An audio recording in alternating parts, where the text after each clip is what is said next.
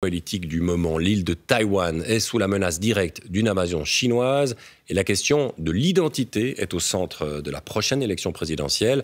Taïwan doit défendre sa souveraineté face aux prétentions de la Chine communiste, des pressions chinoises qui ont tendance à renforcer l'identité taïwanaise des habitants. Reportage Lucie Barbazange, Adrien Simor. Le musée national du palais à Taïwan. 700 000 objets chinois. Ils ont été amenés au siècle dernier par le Kuomintang, le parti nationaliste chinois, en exil à Taïwan. Pour certains Taïwanais, qui estiment que l'île n'a jamais fait partie de la Chine, il faut renvoyer ces antiquités à Pékin. Une aberration pour ce membre du Kuomintang. Tu peux être pour l'indépendance de Taïwan, mais tu ne peux pas exclure comme ça la culture chinoise. Parce que si tu la jettes, alors tu n'as plus de culture.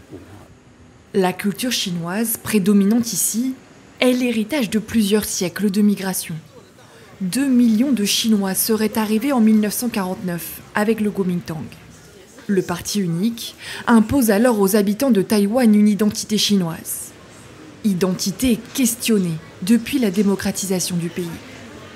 De moins en moins d'habitants se pensent uniquement chinois ou taïwanais et chinois. Par contre, ils sont aujourd'hui 63% à se définir seulement taïwanais.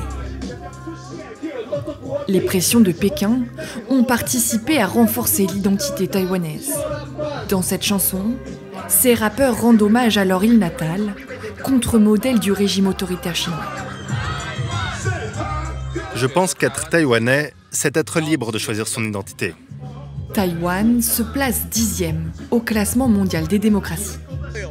Il y a de plus en plus de gens qui lisent des livres sur l'histoire de Taïwan. Et donc, ils s'éloignent de plus en plus de la Chine. Peu importe si tu as du sang chinois dans les veines. On se dit qu'on est tous taïwanais. Le mandarin est la langue officielle, mais eux décident de chanter en taïwanais. Un retour aux langues maternelles, encouragé par le gouvernement. Comme dans cette école Paiwan, une des 16 tribus aborigènes qui peuplent l'île depuis des millénaires. La culture autochtone est ajoutée au programme officiel. Les enfants développent un sentiment d'identité, de fierté et une envie d'en apprendre encore plus sur notre culture. Les autochtones représentent 2% de la population. La culture paiwan est menacée de disparition. Notre population est très faible. C'est donc très important de revitaliser notre culture. En sauvegardant la culture autochtone, le gouvernement promeut un Taïwan avec son identité propre, au risque de contredire Pékin.